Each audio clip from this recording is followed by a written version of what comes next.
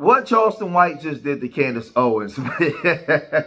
You know, Charleston White and Candace Owens are very two polarizing figures. They're two people that come out, they play to the algorithm, they say certain things they know that's going to get the algorithm jumping and place them, and it's going to place their videos in the area where they want it to be placed there, because they deal in the muck and the junk, and they deal in controversy. Well, we know that Candace Owens spent a lifetime disrespecting and denigrating the black community and coming after the black community. Now, I used to always say, you know, she talks trash about the black community. Then she say she married for IQ. She come up with that W husband. So when she pillow talk at night, where does her confidence come from? Where does, where does she draw her strength from? She draw it from the W man while talking down on the black community, saying she married for IQ. Now she's trying to change her tune and stop going after the black community and start going after the protected group, right? She started going after those groups. Well, Charleston White was on Tasha K's channel. He was asked a question about Candace Owens. And what does he feel about her? And he said he has a great deal of respect for her, then he don't respect her at all. I always wanted your thoughts, because I don't see you talk about her much, Candace Owens. You don't ever talk about it. I guess maybe because the podcast don't really go there. And they don't. I got a great deal of respect for her. Okay. But then I don't, because she got a white boyfriend. She got a white husband. Where do her confidence come from? Her husband. There you go. Yeah. That's where mine come from. There you go. So that's where she lose me at. Because it's... a white man ain't for us, for what she talking. For her to be so brutal and convicted by the things she say to us and go in there and eat that, her lip needs to be closed to the black folks. She can't talk to she eating. Now, I know Charleston White says things sometimes he say to the character, and I know that he says that he has kids by a Mexican woman, right? But I don't think that he was playing in regards to talking like this, because we know that it's a big difference. And like with me, black is black. You got to be with a black person, right? But I know it's a big difference than being with a Latino person in the black community from the psyche perspective than being with a W man, right? So she got this W man. She's saying she married for IQ, and then she come down and want to put her mouth all over the black community and say all kinds of stuff. He ain't telling her to chill out. He ain't telling her to stop. He's allowing her to do this kind of stuff. He married her and admired her because she was talking down to the black community. Would he have married her had he been talking down to his own community?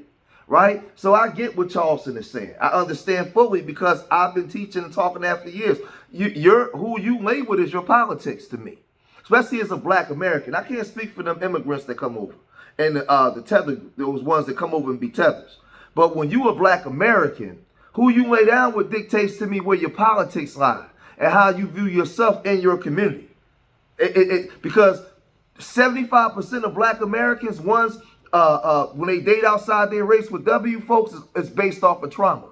It's always based off of trauma. If you listen to them, they have an argument or they upset at their community, and when you listen to them talk, they'll tell you. They'll tell you why they over there. So it's not based off of love, it's based off of trauma, right? Or positioning for money, still trauma, right?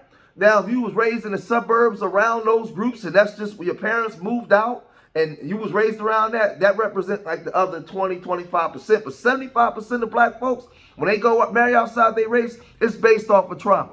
Just look at this stuff online. It's all trauma, right? But Umar Johnson, he broke this down when he was on a Breakfast Club one time, and he said this. You said mistake. People are going to be mad at you by saying he made a mistake by marrying a white woman. Sure. Why do you say that's a mistake? Because shouldn't it be the man fell in love with who he fell in love with? No, because marriage is a political decision.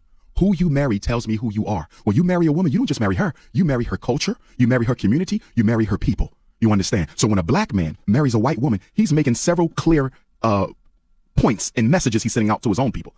Because there's no greater symbol of your loyalty to your struggle than to marry a sister who shares that struggle. Loving versus Virginia, and y'all need to see the movie. It just came out a few months ago. 1957, right about around that time, a white man named Loving from Virginia sued up to the Supreme Court for the right to marry a black woman. Up until then, several states still had anti-miscegenation law. After they struck down anti-miscegenation law across the country, 1957 or 67, somewhere within there, black men have married outside their race, Envy, more than the men of all other races in America put together as a percentage. How do you explain that? Is love purely blind? I disagree. Love is a function of your values and your priorities. I would argue the reason black men marry white women is because they wish they were white themselves. And having the white man's prize, his queen, is a psychological symbol to myself that I am equal to him. So you can't be in love with white women and not at the same time feel inferior to white males. You know what's interesting? I like. And see, Umar Johnson is 100% correct in that, because you can see online with the pink pill and these dudes that talk about dating out, they use it as a status symbol.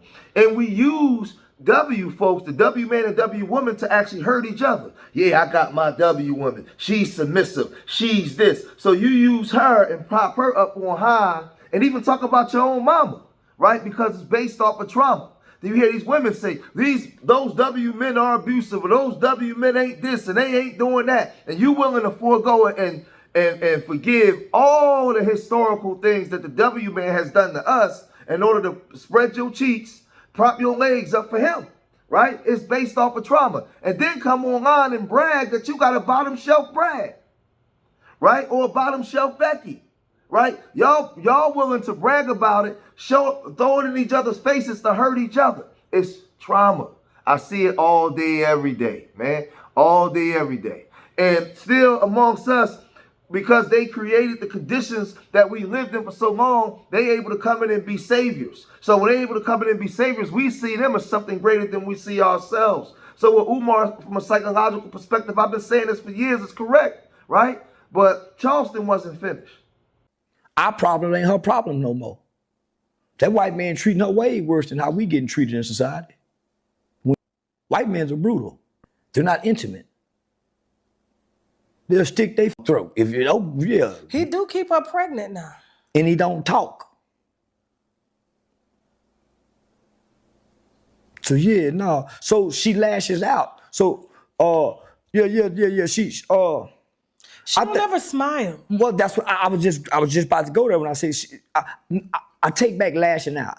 I see a lot of displaced anger. When y'all see me talking, it's more frustrated from working and doing the work and seeing what I'm seeing. I see more displaced anger when she talking our conditions and going home to that brutal, white boy brutal with that half. So, man, everybody know that. Do you feel like black men just never, why do you feel like Candace Owens is so hard on our community? Like, what do you think happened to her? Because she doesn't really talk about her upbringing. Because the community was hard on her, whether it was her mother, so you feel like white folks just accepted her? Well, the community was hard on me. I'm down here working with y'all kids, so that's where my frustration and lashing out came from. The community was hard on me. But you know. Yeah, hell yeah, like So you feel like Candace Owens wants a black man or wanted one? I think she had one. And it left that scar that caused her resentment. It's wise for her to avoid me. She don't have the black experience that I have. You can't shame me because I have a great mother. I was raised in American school system. I thrived in. I went into I didn't go into a prison system. I didn't go into a jail system. I went into a boarding school boys' home and was nurtured there. I got 2 kids by one woman whom I was married to. If you take me away from the things I say online and the internet persona, most people can't go back and forth with me. I was in my children's life. I don't have any felony conviction. I've never beat a woman. I don't have, you see what I'm saying? I don't have no abuse. So none of that centers over me. You can only keep me, and well, you said this online, but what have I done in life? But I mean, when you think about her, she is white people though. Well, she's doing that now out of anger, hurt, and grief. Because she's been changing her views on Israel as well too. She's doing that out of hurt. She's grieving. So why? So grieving what though? Charlie Kirk and her were good friends. So this is a good interview because Charleston, when you say you want to get Charleston out the character and be real, and he's talking about that W man and how he responds, and you can see who he is in the reflection of Candace Owens. And how she operates and why she never looks happy, why she always looks bitter and upset and angry and all those things. And the way, just the way that she operates. Now, they was talking about you know, why does she come at the black community so much? Has she had bad experiences? Now, we know when she was in college, we know that when she was in college, she had a situation with some W folks. And those W folks did some real racist stuff. I think they had like a noose and they hung it up. You know, they did all kinds of stuff. She ended up having a lawsuit and had to go to the NAACP and black folks for help. But then at some point, she turned around and went full conservative and started just being a turncoat and going in on the black community, right? Going in on the black community. Now, Tasha K was asking her about how she flip-flops and changed her stance, and now she's going in on a protected class in them groups, and he's saying that, well, she's grieving and she's doing that out of anger, which is true, because she figured out, okay, y'all love me when I was going in on black folk, but the minute I start going in on W folks, I start losing half of my people, right? So what she did was she made a pivot and said, I'm gonna go in on the small hat. I'm gonna go in on a protected class. When I go in on a protected group, right, she get kicked off the Deadly Wire. Ben Shapiro start coming at her. There's a lot of people start running in fair and start coming at her, right? And she had fell off. What springboarded her back up was the unaliving of Charlie Kirk. So now a lot of the supporters that had stopped supporting her is supporting her again, because a lot of these people started to be anti that group, right? But at first when she was doing it, it wasn't popular. They was making her out to be a fool. Her channel wasn't getting all them views like that. But let's listen to some more. Yeah. Great friends. And all of a sudden he just comes up dead. And nobody have any real answers. So the first process of grief is shock, then anger. It's a process.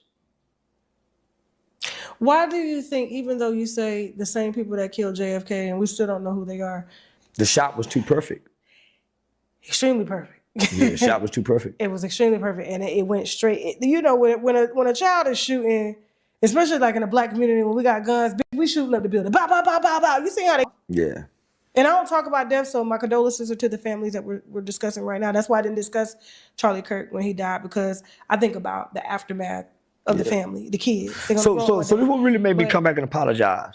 Because you did end up an apology. Yeah, well, because I didn't mean the things I really said. I'm pushing the limits of free speech. I'm not connected to nobody's death, so I don't grieve and feel sorry for death. My question is, who tricked us and believed us that death is a bad thing? So I agree with Charleston on this one, you know, as to what he's saying. And like, this whole thing is a game, and these people, they play to the algorithm to make money. It's about money, man. That's all it is. But I agree with the aspect of what he's saying about, like, you know, at one point he like he said, he admired Charlie Kirk until he went and did some background checking on Charlie and seeing that all Charlie talked about was black folk. He never talked about W folks. He never talked about nobody else. He was uplifting that protected class group at one time. He never ever called out his community. Then he saw when he was making excuses for when Tamir Rice got happened, when the situation happened with the brother in Minnesota, when they put the knee on his neck, talking about they should free him. He was doing all those things. So Charleston said that he wasn't aware of that kind of stuff. So when he saw that, he started calling them out, and the same W community that was supporting him, they all turned against him, right? So he started calling all that stuff out. But, you know, I agree 100% what he said on in this Tasha K interview. But y'all gotta let me know what y'all think when it comes to this. What's your opinion on what he said about Candace Owens and her laying with that W man, but then when it come talk about the black community, now making her pivot over there to them and talking about them because she's going to go with the algorithm taker. What's y'all opinion on that? Because even when she's talking about that group, she's still using our talking points, because we've been called. The stuff that she's talking about, we've been calling out for years, right? She knows that she always kept her eyes and her ears on what we talking about in the community from the grassroots. So now all she's doing is taking from the grassroots, right? And she's just doing that. That's all it is. But y'all let me know what y'all think. If you made it this far in the video, hit that like button, subscribe to Street Media TV, leave your comments in the comment section. Remember, I love y'all. Till the next time. Peace.